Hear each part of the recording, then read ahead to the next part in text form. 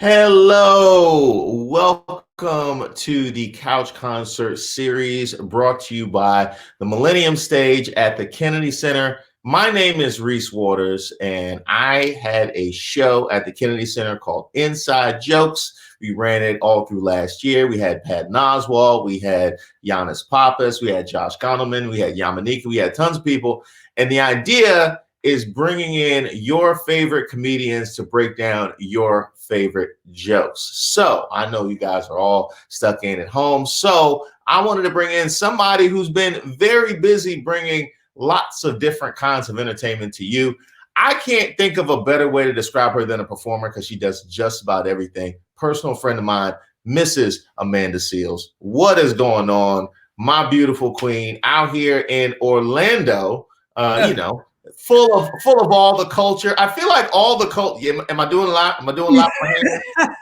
I feel like I got to make up for having no legs and being unable to move to the rest of the life. I feel like, what do I do with my hands? Yeah. What do I do with my hands? I like that you called me Mrs. Seals because I'm married to the game. There you go. There you go. Always mistress. I feel like so what's good in Orlando right now? Have you hit the beach? What's good in Florida? My backyard. That's what's good. Otherwise, people ain't wearing masks. I was at Publix. They was all up in the meats. Like, I'm like, yo, this place, they really think this is a joke. I don't understand. Publix is really the club out here. Publix is really the spot. You post up outside Publix. That's the. He's buffering. Trying to meet and find somebody. Am I back? You're back. Okay, I'm back. I'm cool. All right. Now, I called you a performer because you do just about everything. You sang, you've hosted, you've done stand-up. Now you have your own show with Smart, Funny, and Black. So one of the questions that I wanted to ask you just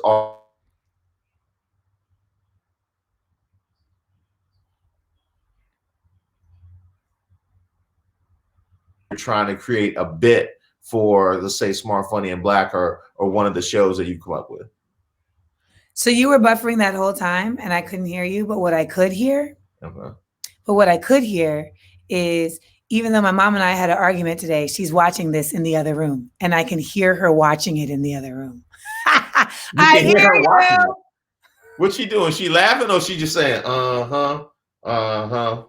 yeah. This is quarantine, y'all. This is quarantine. That's funny. Okay, so what were you saying? Because you buffered and I missed the question. Okay, so the question was, how is the creative process different when you're writing stand-up versus writing, say, a bit for Smart, Funny, and Black, or writing a rant for your podcast, or even writing music? Honestly, well, I would say writing music is probably the thing that I do most traditionally, like other folks. Like I sit down and I write the lyrics, and it's very organized in that fashion. I would say I used to do spoken word.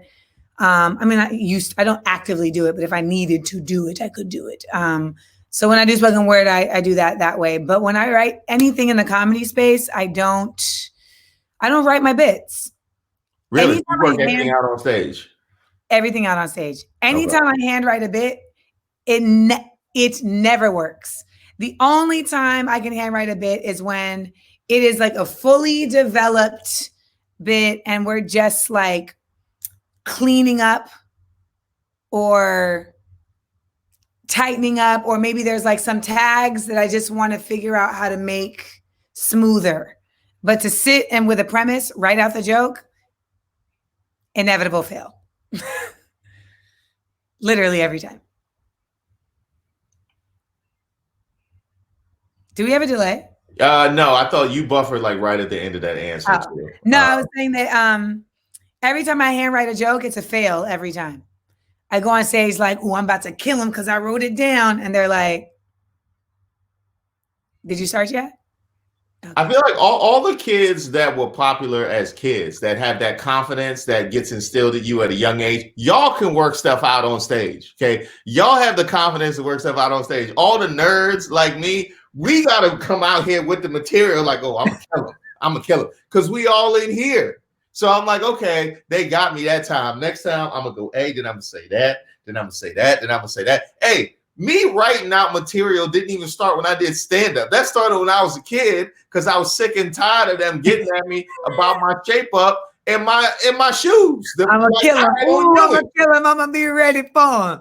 Hey, if you walking around with Ewings, okay, you gotta have something ready. You gotta have something ready for them. That's all I'm saying. I mean, but I think you and me differ in that way. Like we're both cerebral, but I think you're just more, what's the word I'm looking for? You have a preciseness about your comedy that I've always just lauded. Like you'll say things, I'm like, how did he get there? How? And it's clear that you got there in a very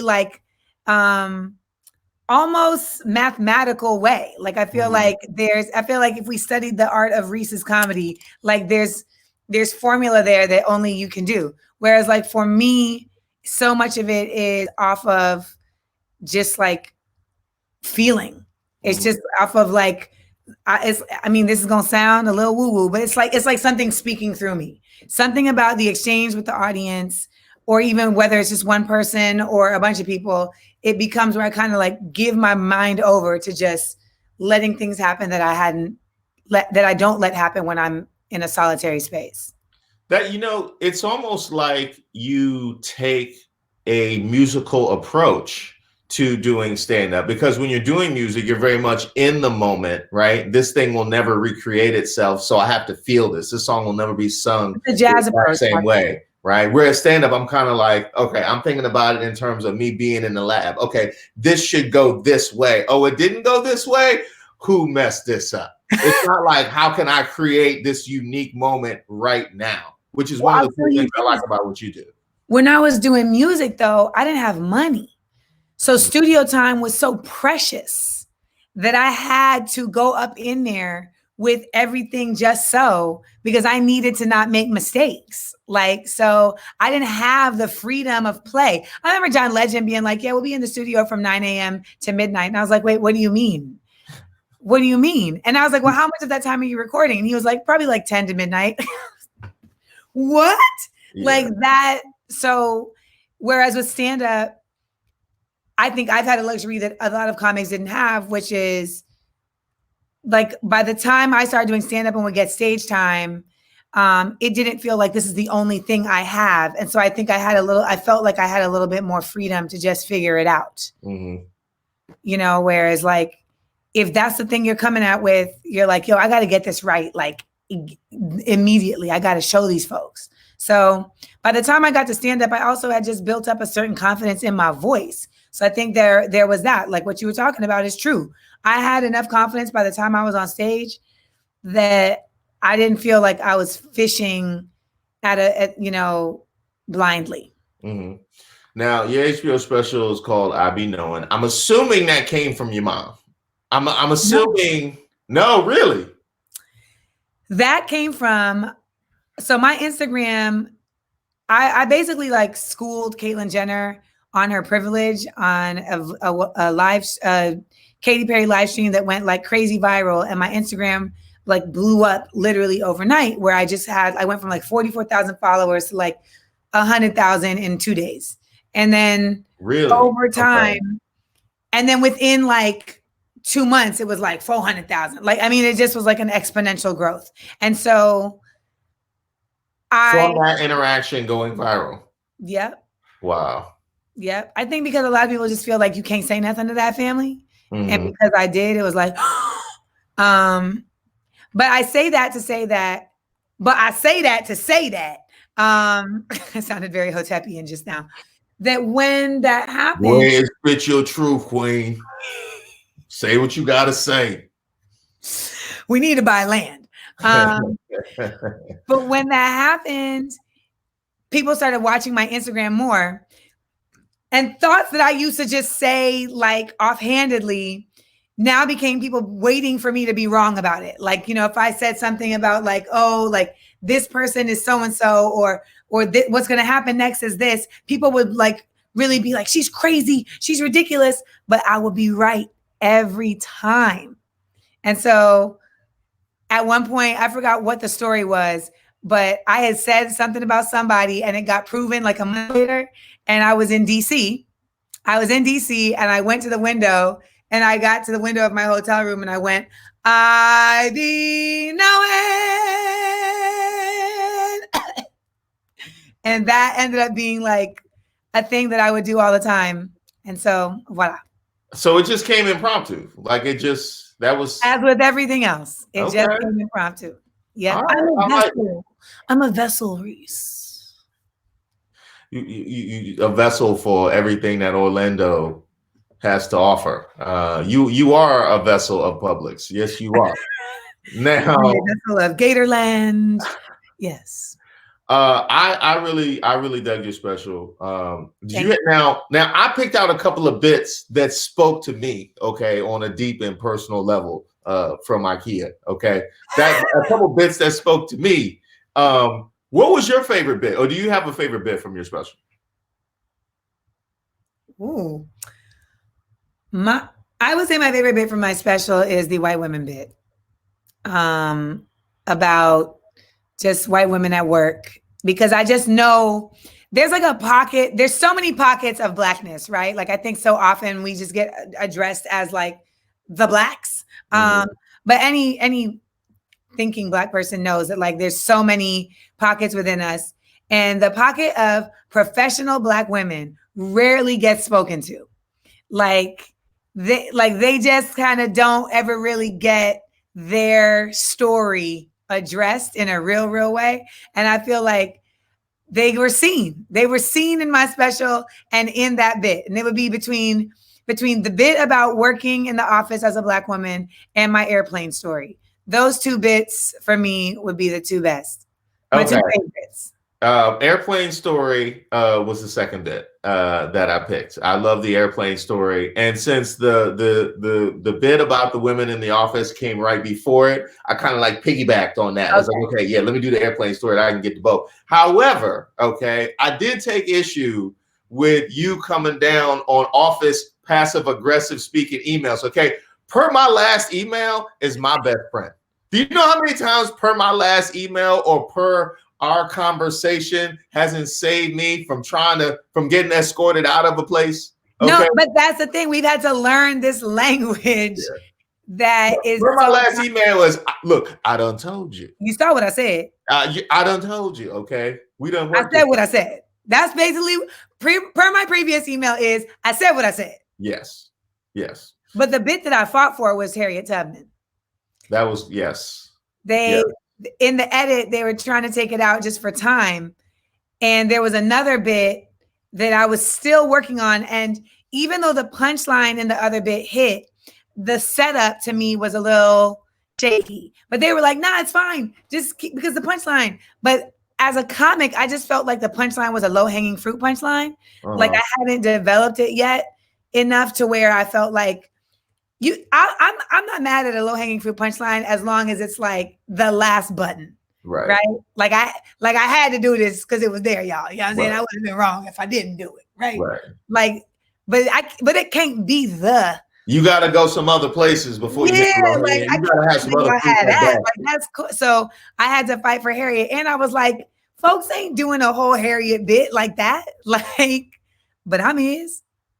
Yes, you did. Yes, you did your Harriet bit, and I enjoyed that as well. I'm gonna toss you your first bit, and before I'm gonna tell you, hey, look, anytime so you have rules in terms of what you like when it comes to comedy. Anybody who wants to imitate a dude from New York, that's a win. That's a win as far as I'm concerned. I don't know whether it's because I've spent time there. I don't know what it is about those Tims and dead ass and yeah, son. If you imitate a dude from New York, that's a win in my book, and you did that. All right, so I'm gonna toss you your first bit from I Be Knowing.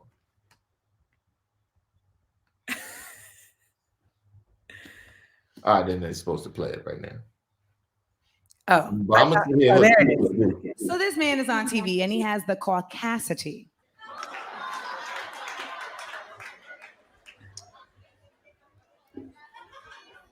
to say, I think we can all agree that all women love getting compliments from men in the street.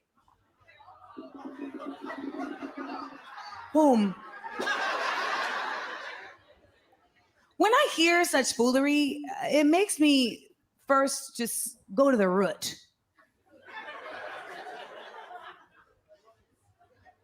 And I say, okay, this is somebody who doesn't know what a compliment is. And you know, Black women,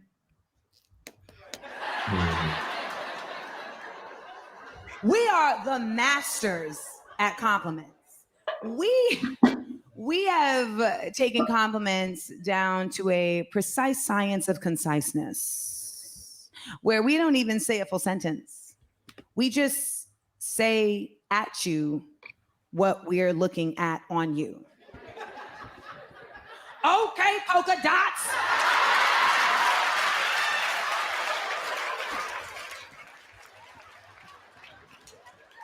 When it's that easy, you gotta hand them out all the time. Because you gotta remember, it doesn't diminish you any to big another sister up.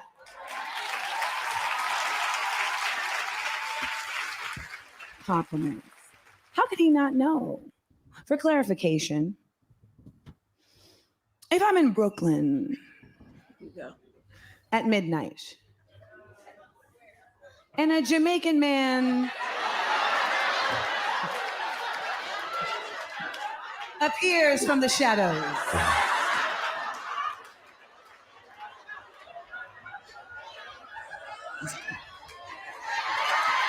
I haven't watched this in a long time. Sweetness.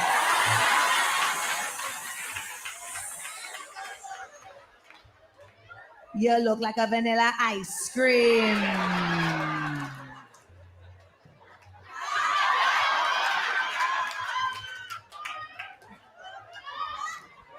Me want lick you. Buku, buku. That's not a compliment. That's a threat.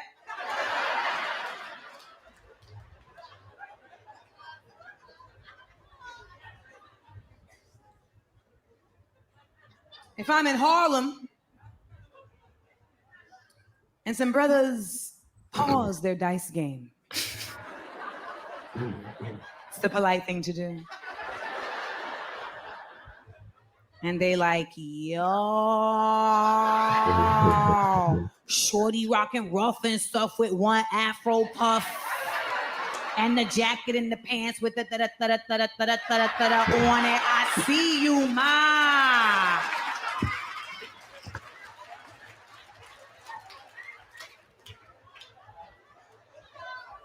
What's really good? Yeah, it's not a compliment. This pacing is an observation. Hey, then they want you to smile. Let it breathe. Why you mad? Let me see them pearly whites. Yo, why you ain't smiling, ma? You know why I'm not smiling? Because I just spent the last 20 minutes in a public bathroom fashioning a makeshift maxi pad out of a long-ass CVS receipt.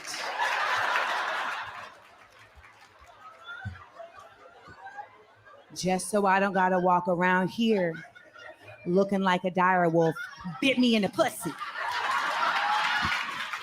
Quality content. Now, you hit the long-ass CVS receipt and you hit the dire wolf. I'm assuming Game of Thrones? Yes! Dire wolf. How long did it take you to put together that last punchline? How many other things did you cycle through before you landed on CVS receipt and dire wolf? So that joke actually used to live, and this is what ends up happening with a lot of my jokes. Like, they're two different jokes, and then at some point at some show they morph and you're like, oh, these are supposed to go together. Yes.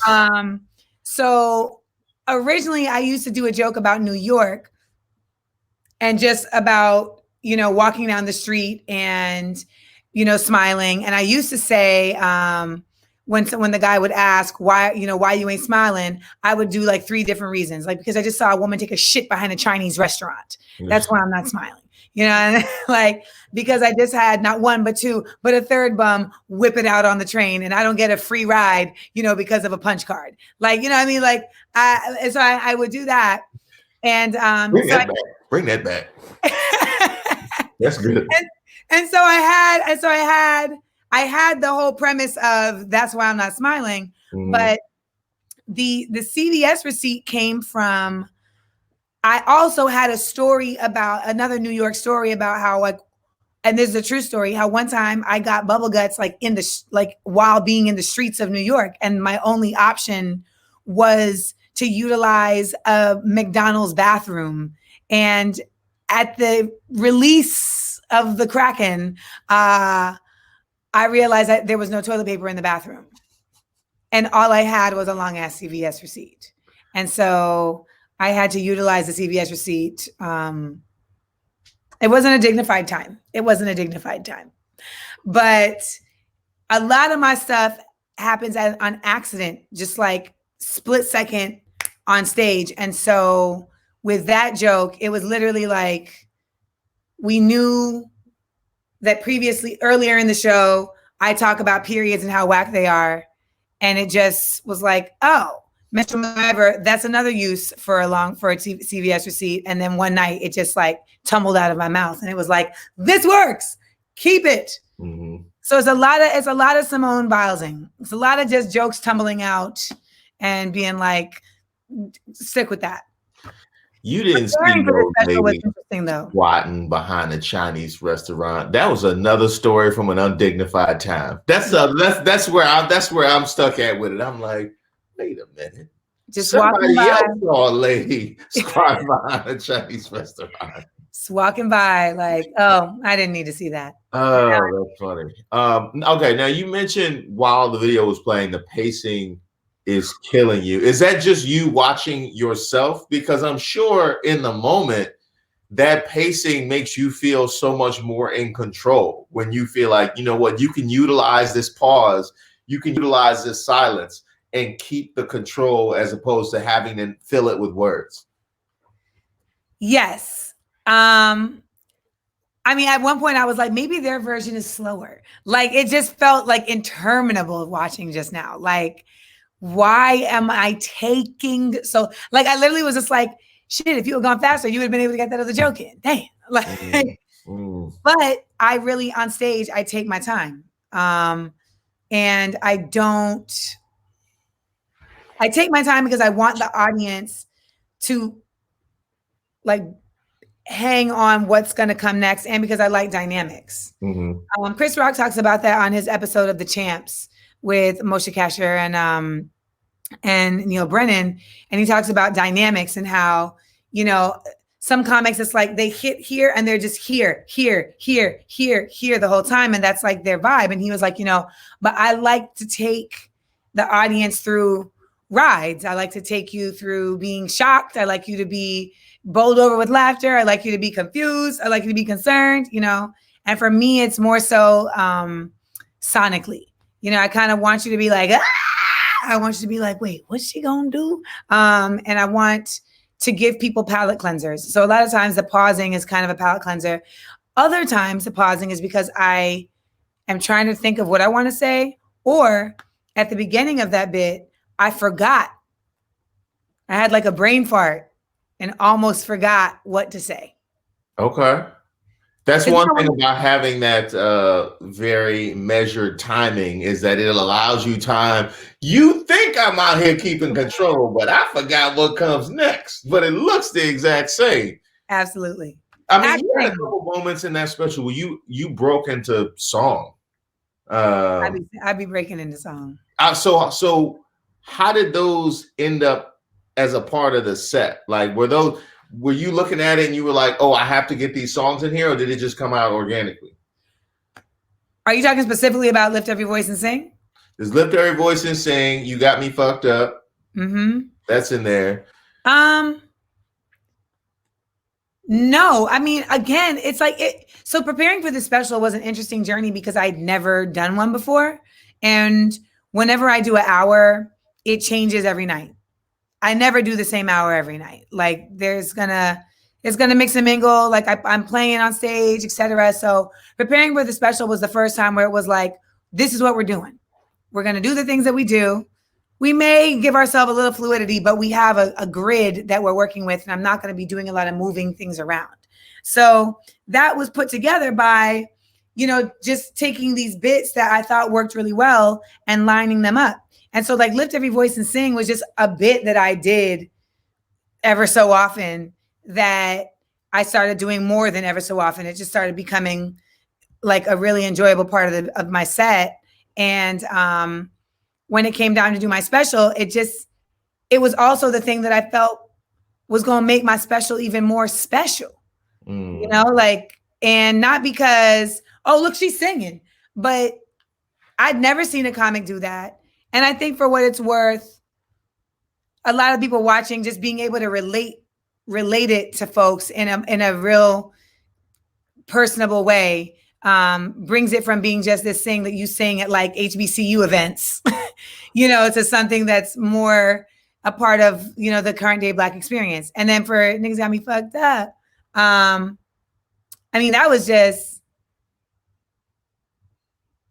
was a song I was just singing. Like I just started singing that on my Instagram one day, and it went viral and all type of madness. And that's a normal thing for Amanda. If you follow me on Instagram, like I just be singing. Cause sometimes, I'm a Disney character. Like if Disney had like a revolutionary, like if there was a Black Panther. If Disney had a princess in Orlando, okay, this is who she is. So I sang, and you know what, Lil Rel, a few years back, he had said to me, he was like, I feel like you're not really utilizing all your talents when you're on stage. And I was like, what do you mean? And he was like, a lot of folks, they can't storytell the way you could storytell. A lot of folks can't sing. A lot of folks aren't physical like you are. He was like, so I feel like when you don't use those things, it's like you're selling yourself short. I used to feel like those things were hackish because, so many of the comics I would watch were really like set up punch. Like Mulaney is my favorite comic. We don't necessarily have the same delivery style, but like I love John Mulaney, like in a very real way. I have never met him, but if he's out there, I love you, John Mulaney. But I think at a certain point I was trying to like mimic that style because that was the type of comedy that I loved. Mm-hmm. And, Rel and some other folks, they gave me just kind of like some insight. And then I just started playing. And once I got in my body and I started realizing I could be more loose and just using physicality as a tag, using my face as a tag, being able to really tell a story. I honestly didn't fully respect. And I hate to say his name because he's so trash. But before we knew he was so trash, I went to see Bill Cosby. And he did 2.5 hours on stage. Okay, I thought you was about to call out like a current. I was like, okay, all right, who trash? And then you went Bill Cosby. I was like, oh. No, but I saw him do 2.5 hours on his head, and it was all stories, and it was just kind of one of those moments where you're like, okay, get over yourself. And I have such a unique experience, like by being a woman in hip hop for 10 years and then coming to stand up, so. Excuse me, a lot of my stories are just very one of a kind. So how do you, I can absolutely see you coming into comedy with all of these talents and then feeling like you need to be a comedian, right? Yeah. Like you need to do it the way that they do it in order to be respected. You don't want to be looked at as trying to come in with something. I 100% see that.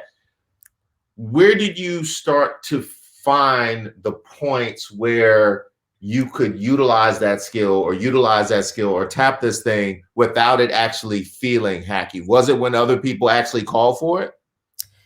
There was a comic whose name I won't name because he's a piece of shit, but he had actually, before he had also descended into shittery, he had pointed out some things about my stand-up for me that I had not realized. And one of them was just the uniqueness of like my use of vocabulary. And, you know, I think a lot of us, we are not the best at necessarily identifying the positives of our work. I'm really good at calling out the negatives of my work, but the positives I've had to really work on being able to call those out and own them and, you know, really stand on them. And that's about my journey as a Black woman and owning my power and my chakras being aligned. Yes, I go ashe, I go ashe. So that, getting that insight, and, you know, open mics are just so irritating a lot of times because of just like the level of people taking it serious or not. But when I was doing open mics in LA, I really got to crack those codes because it was actually, I found myself at open mics where people were a lot more communicative about what they saw. And so doing that during that process is when I started to identify like, oh, these are the things that are Amanda. These are like the Amanda things that I don't have to look at as hacky. I just have to look at them as mine. And to me, style in any art form that's your currency. That's the thing that makes people keep hiring you, makes people coming to see you. You know, it's just like why people go to the same restaurant over and over again, because they already know it's going to be good. Now, obviously, the whole topic of that bit is about dudes hollering. Can we holler? Can we holler? But I talk about the fact, and so there's a callback that I missed. And to this day, I'm just so irritated that I missed this callback. And my boy Rich Thomas, who opens for me, and he's a dope comedian in his own right. He's who is my, like, you know, he's my muse, and we work together on my sets. He doesn't write for me, but he's the one who will, like, at the end of my show have jotted down like this killed, lose this, tweak this. I think you could have gone harder with this, etc. And I will never forget when he called me. He was like, "Son, we missed the call back, yo." I'm like, wait, what call back? What do you mean? He's like, "Yo, when you do in the white lady bit, when you talk about the brother from LA and how he hollered at you, we could have called back to say that's how you give a compliment. That's how you holler." Because that's exactly what that is. He was hollering at me in the correct fashion. He was complimentary. He was polite. He wasn't pushy. He did not sexualize it. And when I denied him, he was like, "All right, cool. Carry on." So yes, you can holler. It's just that you don't got to holler with your dick out. So we need to holler like an LA dude. Get you a button-up shirt and a t-shirt. You know, there you go. Up? I was just wondering if maybe possibly there was a possibility that we could maybe perhaps go out for dinner sometime. There was one time where you substituted the C for the B. I don't remember what word it was, but you were like, friends, Romans, Bunchrymen. See, that right there is academic jokes. It's something about that. It's something about that. It's always fun. Like I remember Insecure, they had the one dude. Yes, Thug Yoda. Yeah, he killed Tristan J. Winger, Thug Yoda. Yes. Yo, we about to connect. By the way, that polka dots, which was dead true. By the way, I see you polka dots. Damn near gave me flashbacks. Because the thing is, when you come in with polka dots and you say, "I see you polka dots," you don't know whether she's feeling it or whether it's an inside. It could go either way. So as soon as because I'm good for this being like, "I see you polka dots," it's just a moment of I don't know which way this is going. That actually happened if you watch it again, you'll see a pause that I take because there's a woman in a red shirt on the left-hand side and then the woman in the polka dots in front of me. And I'm trying to decide in a split second which is going to be the funniest one. And in that split moment, I realized the word polka dots is funnier than the word red. So it could have been, "Okay, red," but polka dots in my head just sounded funnier. So I fired it and it worked. Wow. Okay. So you didn't. So polka dots wasn't a set tag for that. It was you find something new every day. Yeah. Like we did 2 tapings. In the first one, it was a woman in a yellow shirt. And I was like, "Okay, yellow." I like it. I think polka dots is perfect. Polka dots is perfect for that. That K But the Yeah, word polka is funny. it is. It is. So, it's just having the time, the quick fire in your head to be like, which is funny. Got it. Let's go. Now, before we toss to that, I said, what is it about New York dudes that's just hilarious? Like you did the Jamaican dude, which is funny. You did the LA dude, not in this bit, but elsewhere in the special, which is funny. It's something about the New York dude. Confidence. It's a whole brand New Yorker jokes. Yes. I don't know what it is about dudes from New York. Because the confidence is so magnifying. It's like Magneto. It's just like shoom, shoom, shoom. And it's just really like what's really good. What's really good. Yo, like y'all don't even understand. Yo, we out here in New York. Shit is crazy out here. They quarantining, whatever. But we got the block locked. Ain't no COVID coming up here. Like it's just so much energy. It is, and it's, but I feel like it's not. Maybe it's because I spent time there, but like it's also benign at the same time. Like I feel like from the outside looking in, you could be like, oh, but like for me being in it, I know people like that are like the coolest people I know. But that's just how they talk. Like everything is mad, everything is here. It's concrete. Everything. Let me holler at you for a second. Yeah. So I was wondering, are you gonna eat that last cheese Danish? And you know what I'm saying? Like everything. Imagine being a woman though. Like that energy is coming at you just full force. I remember one time I was on the block and I was like waiting for the train and I was wearing a red jacket and the dude came up to me and was like, yo, what's good? Ma, what's good? And I was like, nothing. Absolutely nothing. And I could see him just decide like this ain't over. And he was like, what that red be about? I'm like, are you really gonna set bang on me on this corner right now? Now, okay. Now, this is something I've always wondered. I guess this mostly happens in New York because it's a pedestrian society. Yes. The dudes who hang outside of the grocery store or McDonald's or the train and holler, like I see it, I've seen it years, I've gotten used to it, but I'm like, they almost become a prop of my experience. However, Amanda, nobody, assuming they're not insane, and they might be insane, this has to work some percentage of the time for them to be out here. Like at some point, but you don't understand. The game is not acquiring. Train station work for him at some point. The game is not an acquisition. That's not the game they're playing. We're not even a part of, they don't even think our ears work. Like they're not trying to get our attention. It's just between them. They're not trying to actually do it for each other. Yeah, like it ain't got nothing to really do with us. We're the props to them. Like we're just moving objects. You know, I mean, if a dude walked up the street with wide enough hips, he would get hollered at. You know, like they just how much? Because they're not even really. It's I'm just like, who's talking to this dude outside of Dwayne Reed? It's that just made him feel like this is where he needs to be for the rest of his life. As a woman, you start to play with it. We used to play with it. Like at a certain point, me and my roommate used to be like, okay, what prop are we going to bring outside today? Because it was a game that we were playing that they didn't even know we were playing to see what they would come up with.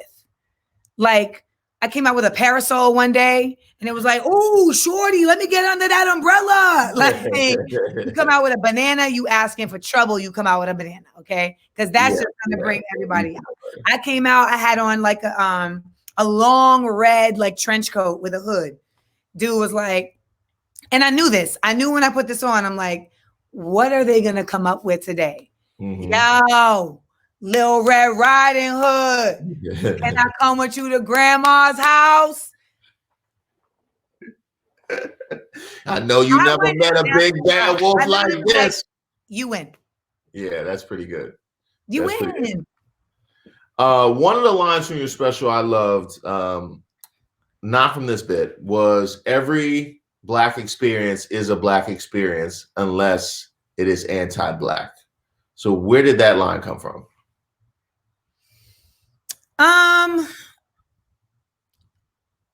I mean, that sprung forth just from this concept that I feel like there's like these rules of Blackness that have somehow gotten drawn out, you know, like, oh, if you've had any level of affluence, like you ain't really Black like that. Like if you're light skinned, you ain't really black like that. If you have an immigrant parent, you ain't really black like that. Like if you aren't from a certain metropolitan city, you ain't really black like that. Like if you're not from DC, but you from, I don't know, Gaithersburg, like you ain't really black like that, and it's like, I've just always felt like those are tools of divisiveness, and really speak more to the divide and conquer tactics and the limitations that white supremacy seeks to put on us than to like validating our experience. Like that's not, I think that that's what their intention is, but it's doing the exact opposite of that. So it speaks to that. And also, but in saying that the anti-black part is because I think that, there is the part of our community of Black folks who like to present their Blackness as, well, I'm in support of Trump, or I'm in support of, things that are deleterious to the Black community, and still be like, that's just the kind of Black person I am. And it's like, yeah, you are a problem. Your experience is not about a Black experience. Your experience is about trying to gain favor or assimilation or apologizing for your Blackness in another space. And there's just nothing that uplifts us with that. At the same time as I was, I rewatched your special to take notes to do this. It was last weekend. Black AF came out, Kenya Barris's special, or Kenya Barris's series on Netflix, and people want to talk about Rashida Jones. And the Rashida Jones, is she Black? How Black is she? Does she count? Talking about the casting of that particular series. That whole conversation was going on. That was the backdrop behind me rewatching the special and like interpreting that bit. And it's crazy how we can have a series debut on Netflix and be like the number one thing on Netflix and the number one trending thing on Netflix. And it's called Black AF and it's talking about a Black family. But the conversation is dominated mostly by seemingly Black people, because you never really know on Twitter these days. Right. But seemingly Black people denying the Blackness of the people on the show. They were the ones that were dominating the conversation. And that to me was really disappointing. But at the same time, the fact that I could see it and point it out, and the fact that I could feel disappointed about it, I guess made me feel at least some degree of distance from feeling like maybe sometimes you wonder. You mean about the conversation, or that you could see it in the show? The fact that I could see it in the conversation, because I haven't actually gotten a chance to watch the show yet. But the fact that I could see it in the conversation, look, that's a conversation that well, I mean, Rashida Jones conversation, I didn't feel like needed to be had because I already knew Quincy Jones was her daddy. But in terms of the casting, right, in terms of taking issues with who's cast and how they cast, that's a conversation that 100% should be had. Yeah. Should that be the first conversation and the dominant conversation as soon as something drops? I don't think so. Well, I think that there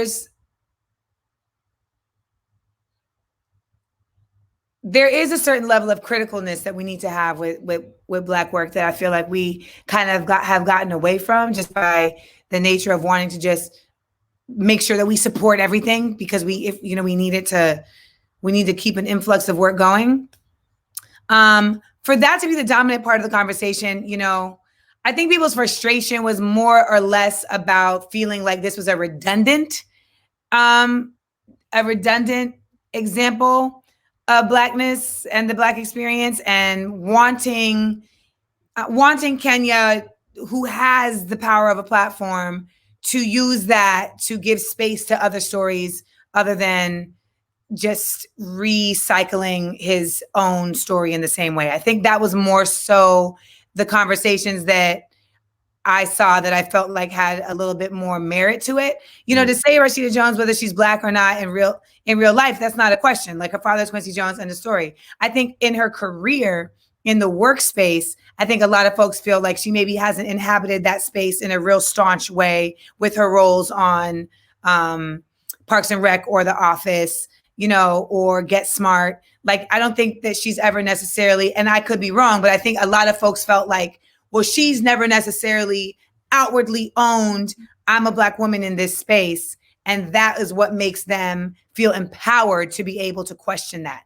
Now, mind you, she doesn't have to do that. She's a Black woman. She doesn't have to be Gandalf, saying, I am Black. Like, she doesn't have to announce that, Well, I mean, that's what I was going to say is, a counterpoint to that could be, can a Black person be in a show and inhabit a character that's not dominated by the fact that they're the Black person in said office or in said room?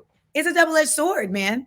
It's a double-edged sword because some people want that and some people don't. So you get the loudness of whichever group feels wronged, and especially if you're a light-skinned Black woman, there's this weird conversation that's all of a sudden happened where it's like, if you're light-skinned, you're not as Black, and it's like, how do you qualify this? If you're mixed, then there's like these weird people who seem to think that every light-skinned person has a white parent. And I'm just like, do you know basic history? Like, I don't understand. But I, to your point though, I do think a certain level of it is mincing words. It's almost semantics. And in the broader, larger scope of things, if we want to talk about representation and wanting to see more varied representation of Blackness via skin tone, via class, via gender, etc., then the conversation is going to end up having to be a lot more nuanced, and it's going to have to end up being a lot more intellectualized, two things that the internet is not known for. Certainly not Twitter.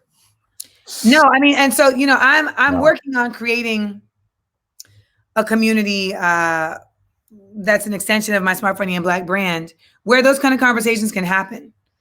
Because I feel like there's so many people that want to have, these sophisticated, I call them intellectually lit conversations that are at its root about empowering Black folks and wanting to do so without feeling like they have to be looking over their shoulder for someone like degrading them simply because they disagree. We're not going to get anywhere unless we start having like actual philosophical conversations where we can disagree with each other, but still take like input.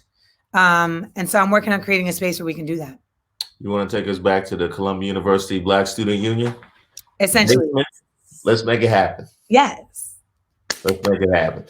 All right. Now we talked a lot about that particular bit, and I know we're time is getting short. I don't know that we can talk.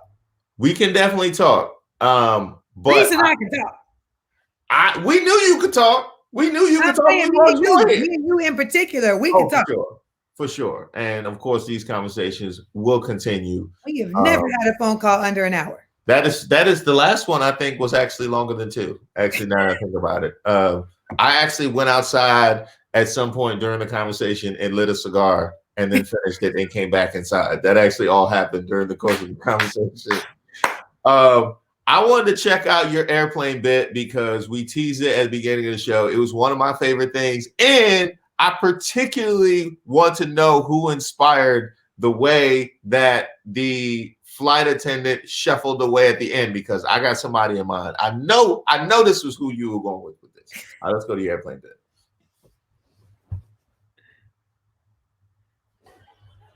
I was on a flight once and I was the only Black person on the flight. No, I know. It was one of those things where like you don't really notice it. Like you minding your own business. You like,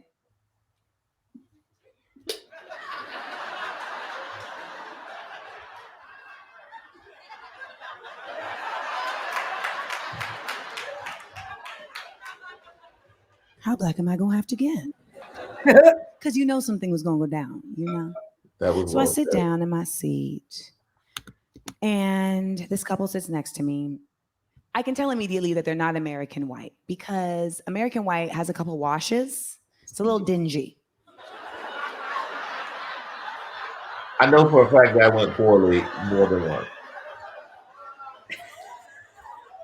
These people look like they sprung forth from an Alp, singing Frozen, skied down onto the tarmac on a sleigh, and then boarded this flight.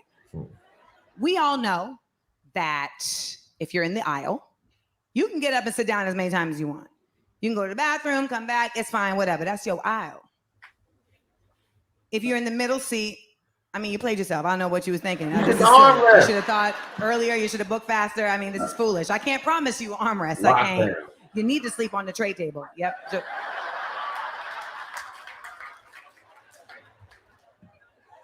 Compress. If you at the windows, you run the windows. Okay? If there are 4 windows here, I run these windows. These is my windows. Everybody know that. So we begin to taxi. And it happened. A hand reached across my body to close the window.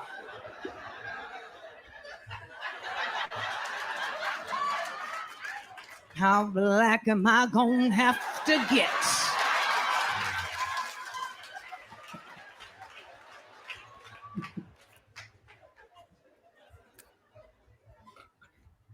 Now, this is a good time in the show for me to share with you all that I am trans thug. I was born in this body, but within me is Suge Knight. So when that hand reached across my body without even thinking, I was like,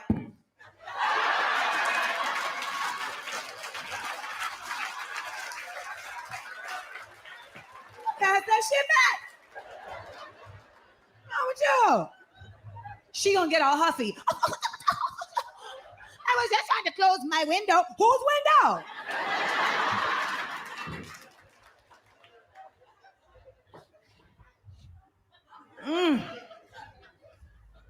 So I was like, I was really getting ripped up, really getting turned. And when I decided how black I was gonna get, I said, you know what? You ain't trying to get on the no-fly list. So we're gonna handle this at Michelle Obama Black. They go low, we go high. I decided to dig into my master's in African American Studies from Columbia University.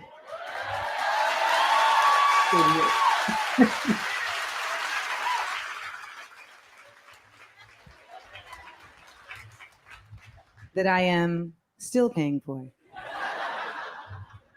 And handle this intellectually. So I said, you know, ma'am, I think this is just a cultural difference. Here in America, we are all about personal space. And this is my personal space. And you invaded my personal space. That's when her little boo thing, Prince Harry, gonna chime in. I think we can all agree. Callback. You don't have to tell her about personal space. Okay, Prince Patrick. Go ahead. Now, I couldn't discern what language they were speaking, but it sounded something like this. Personal space. Okay, so you don't want me to explain personal space, but y'all don't even have the words personal space in your language.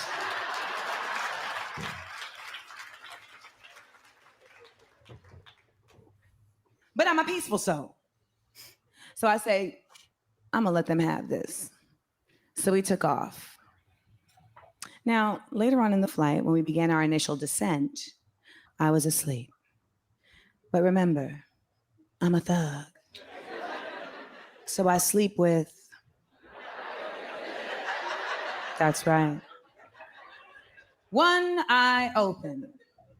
So I hear Prince Richard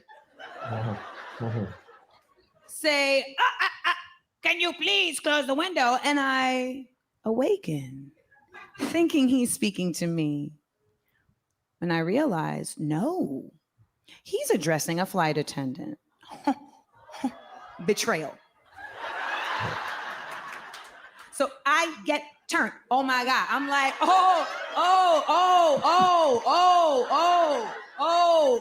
that's what we doing. That's what we, okay. Yeah, I was like, how black am I gonna get? We about to be Suge Knight Turbo out here, all right? You know how like when the Hulk turns green, I started turning into a red suit, okay? A cigar started forming his fingers, okay? I was like, oh, hell no. Then, oh, hell no. You wanna be with somebody where the people ain't all on the videos? Like, it was really improv. Yeah. It was about to go down.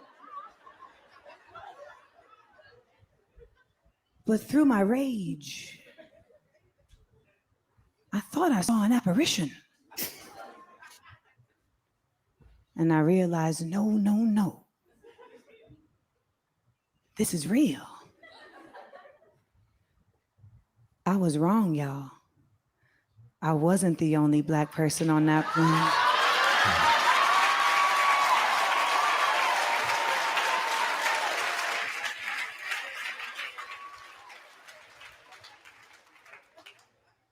And this wasn't just a black flight attendant. Y'all, this was a nigga attendant. Yeah.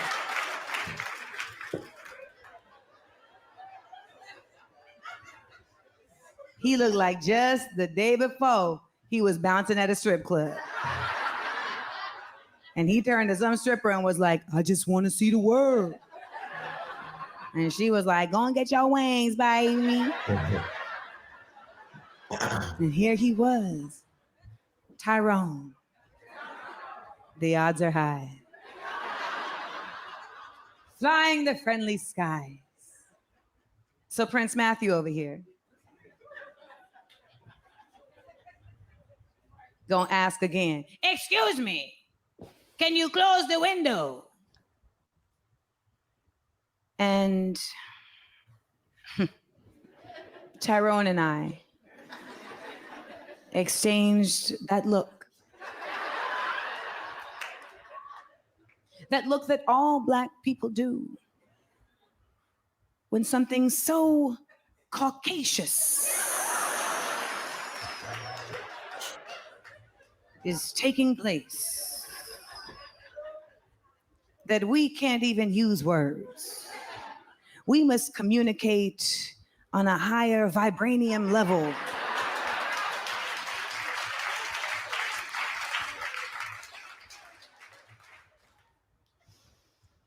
And a peace came over me.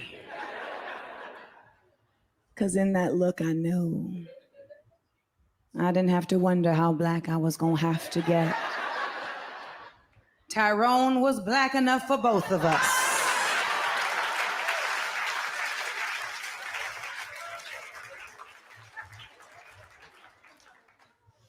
When Prince William asked, one more again, excuse me, can you please close the window? Tyrone said, nah.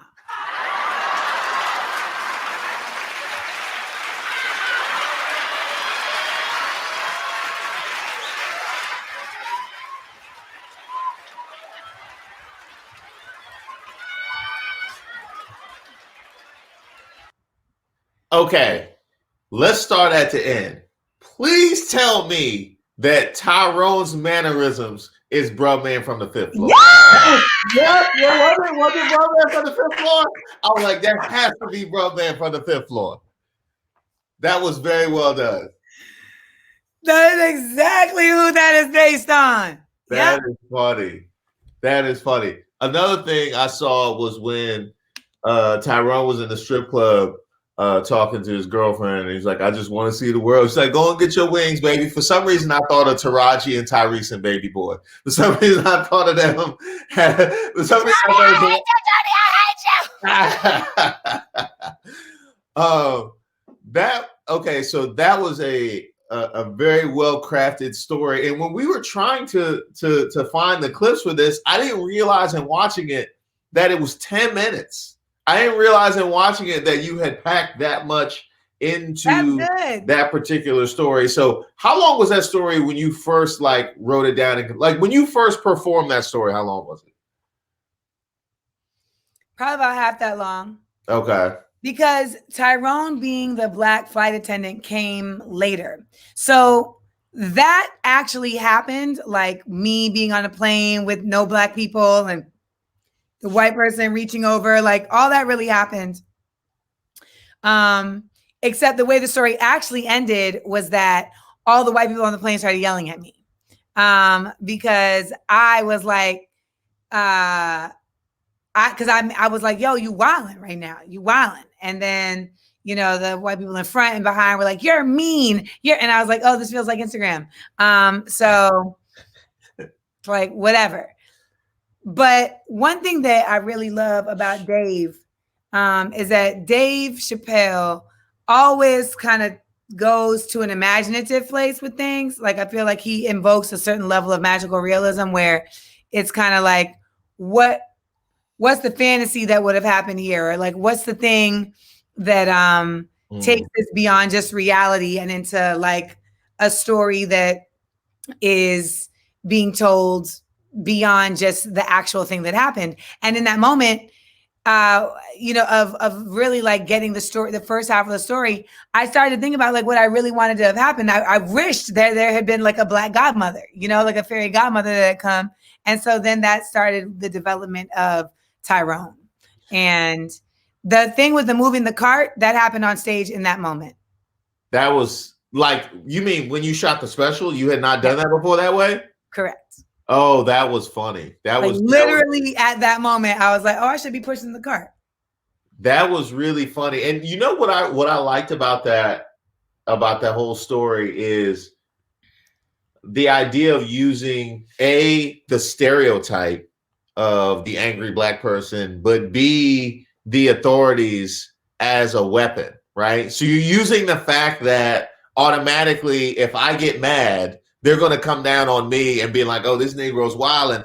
And you're using that against me as a weapon and preventing me from basically defending my own personal space. And that's a situation like when you said, I don't want to end up on the no-fly list, like that's real, not just for planes, but just anywhere because of how our interactions with police can be different than other people's interactions with police. So you want to wild out, you want to do X, Y, and Z, but then you also have to take into consideration what the furthering steps might be. That's what how Black am I gonna have to get means. You're just like, how Black? It's like, how Black can I get in this situation? And then at a certain point, it just becomes like you just go for broke, like And I think there's like what I appreciate about that bit was like just finding like the little things that if you watch it over and over again, you may not notice, like the fact that I changed his name every time, because that's actually flipping a stereotype, right? And it's like, I think that there's a lot of stereotypes about Black guys and, that all Black people look the same, et cetera. So it's flipping that on its head about this, this couple.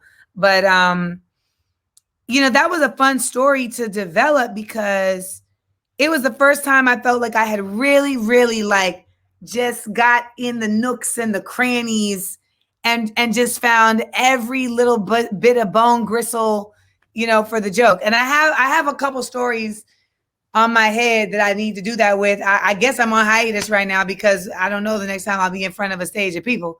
But, when I come back, I got some stories for y'all. Public's just waiting for some entertainment. Okay. You out there, dudes and gators get in free.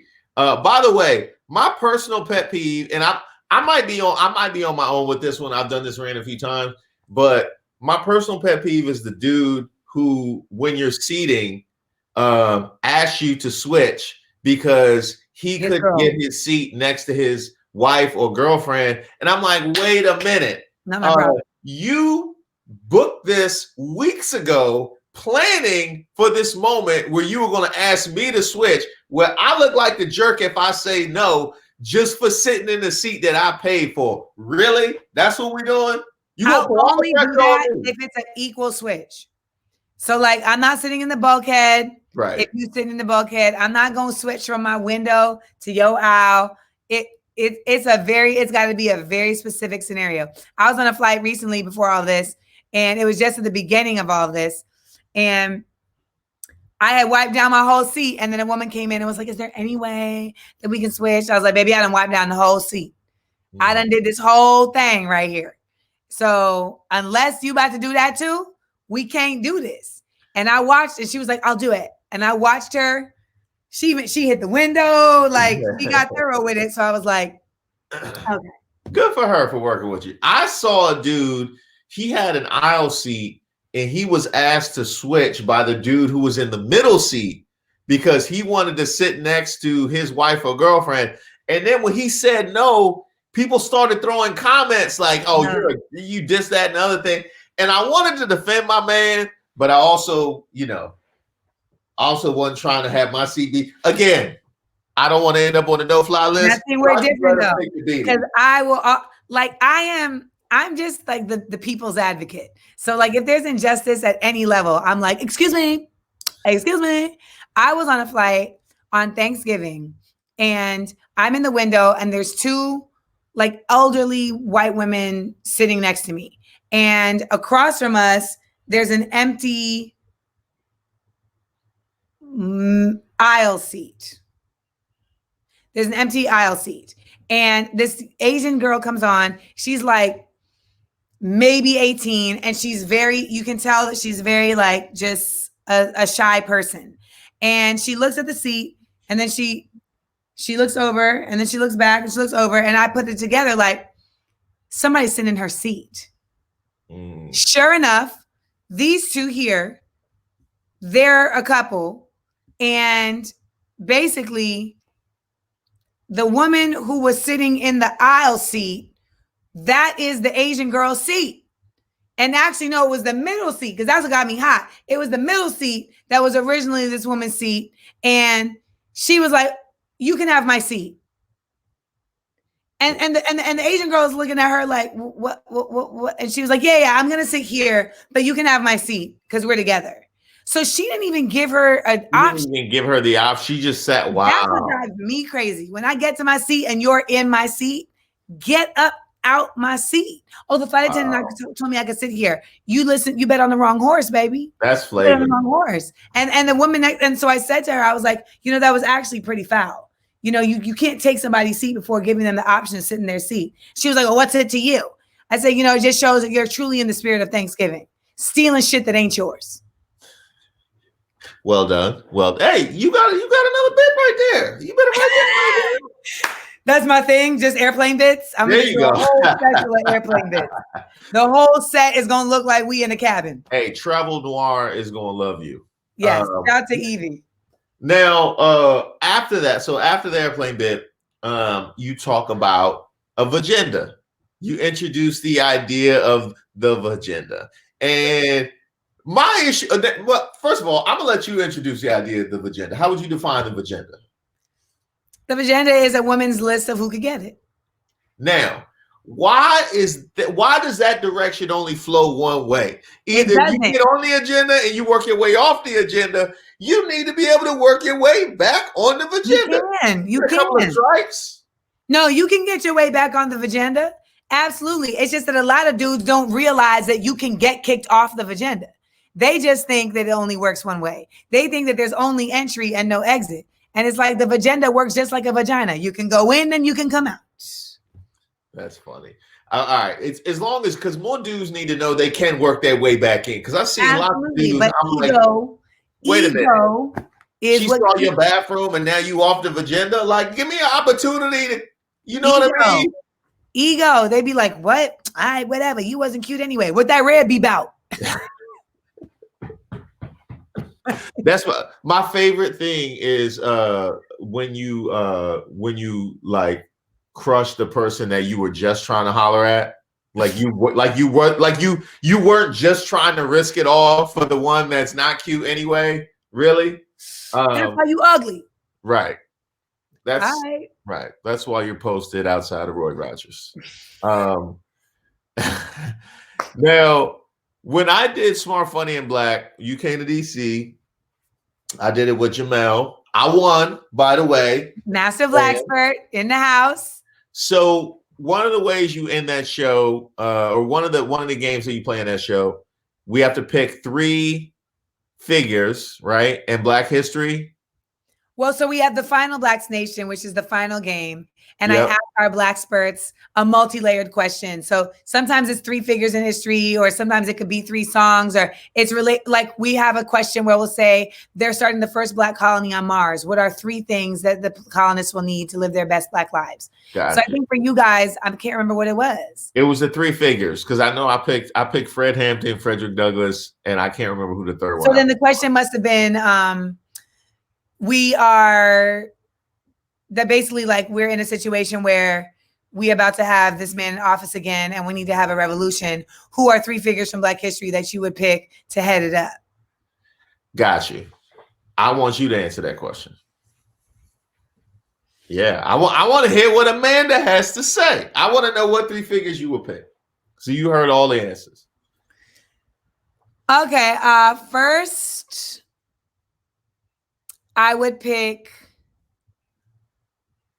Nat Turner, because one of the most important parts is going to be gathering not just the folks that are already down, but convincing and getting the folks who are afraid to understand why their freedom is of the utmost importance. And not everybody has the skills to do that.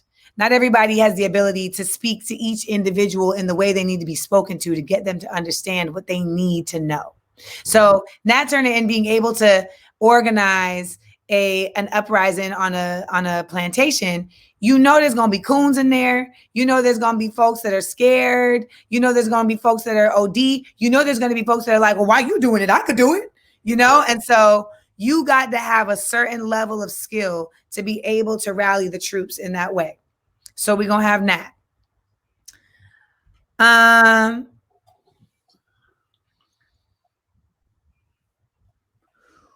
We're also going to have Bayard Rustin. So Bayard Rustin was the organizer for the March on Washington. And he was a gay Black man at a time where being a gay Black man was not a thing to be. But he was living his best gay Black man life. So his courage was on a whole other level, and his identity, like his empowering of his own self-identity. So you're going to need somebody that is just solid. And also in the organizing of the March on Washington, he was organizing the logistics. So he's having to look at the streets and the layout of things and putting together the numbers of who's going to and how are we going to and where are we going to and all that. So you need somebody that can do the reconnaissance and do the practical application of how things are going to get carried out. We could all sit here and rah-rah, shish, boom, bah. But if there ain't a Bayard Rustin to be like, well, okay, now you need a rah-rah over here, but you better get your shish, boom, bah on over by the time you get to here, or else they're going to knock y'all out. So that's Bayard. Third, I would have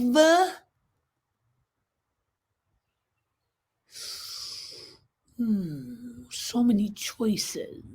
Fingers crossed for Martin Lawrence. Fingers crossed for Martin Lawrence.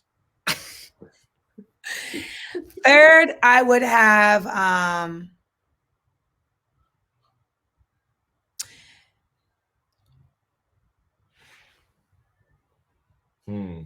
because I want to get it. I want to because the easy answer is Harriet Tubman. Okay, that's the easy answer. But I feel like Harriet and Nat have similar qualities, and I chose Nat simply because he is more experienced in the art of an uprising. Right now, if we were trying to just escape, then I would choose Harriet. And I know that Harriet is involved in those things too, but That's what Nat got his name on. Third, I'm going to choose Fannie Lou Hamer. I'm going to choose Fannie Lou Hamer because Fannie Lou Hamer was all the above, as most Black women are. We really rarely get the opportunity to be a specialist. Rarely do we get the luxury of singular focus. We typically have to be serving many, many foci. And so Fannie, she embodied a lot of different skill sets. She was an organizer, but she was also, she also understood the different spaces, the people of the church, the people of the fields, the people that were in the schools. And she was a speaker, so she knew how to get the message out, and she knew how to rile people up and get them going. And she was just solid, like through all the flips and turns and the starts and stops of what was going on during the Civil Rights Movement and during the Voting Rights Acts and all that going on in Mississippi, and the freedom rides and Bloody Summer, like she was there. And so you're going to want somebody who has the stamina to see things through, even when it looks like it's the darkest hour and there is no light. So those are my three. That is a beautiful way to close. I want to thank you for joining me on Inside Jokes. This is so fun. This has been cool. And you got a million things going on, and if you could tell that you don't feel like you can have a singular foci, because you got a million things going on right now. So where can people find you next? Every morning we're doing The Real from home, so you can check that out. I'm also on Insecure right now. We're back with season 4. You can check me out on my Instagram, as you see the name right there. Also, Smart, Funny, and Black. We have our own Instagram, and we are working on the viral show for Smart, Funny, and Black. So looking to do that on May 9th. So look out for that. You can follow us at Smart, Funny, and Black on Instagram, so you can be up on that.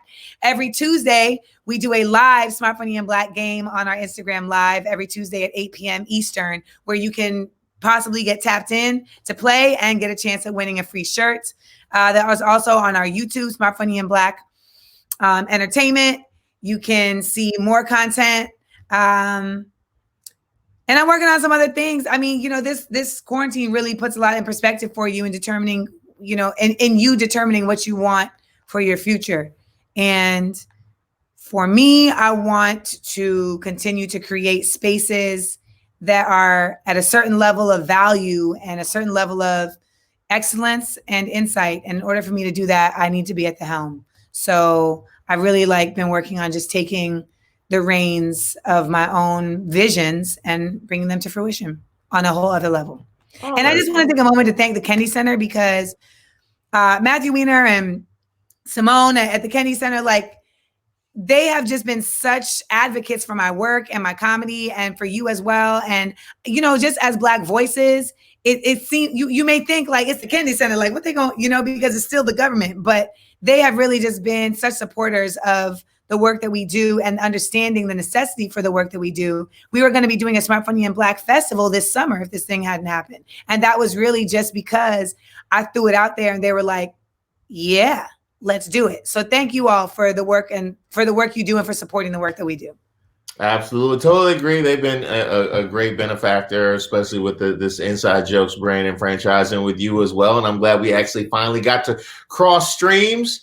You can catch the Kennedy Center Couch Concerts every Monday, Wednesday, and Friday right there on their website. And by the way, make sure you check out the Time Machine Roast. That's coming up next month. That's going to be really, really dope with Benji Himmelfarb. And I know Matthew's involved with that too. By the way, I want to participate in the Smart, Funny, and Black online edition. So make sure you check for me. I got an Instagram as well. I didn't put it in when we were inputting our names. You were smart right there. You put your little attitude out. Okay, look at that. My podcast, Small Doses, because you got to come on there. My podcast, Small Doses, and we started doing the visual version as well that you can check out on YouTube. And we're about to start a Smart, Funny, and Black podcast network, which I've been talking to you about. So, but as you said that, I was like, oh, wait, I got to get Reese on the podcast. Yeah. It's a lot. But comics, we have to keep going. We just, the world gives us so much material. Yeah, it absolutely does. And by the way, we need to find somebody. There's a Nat Turner watching that can come in and break you out of where you at right now, because we probably need to. We probably gonna need to make that happen before too long. DM me. Yes. Thank you all for joining us. We'll catch you next time. I'm Reese Waters.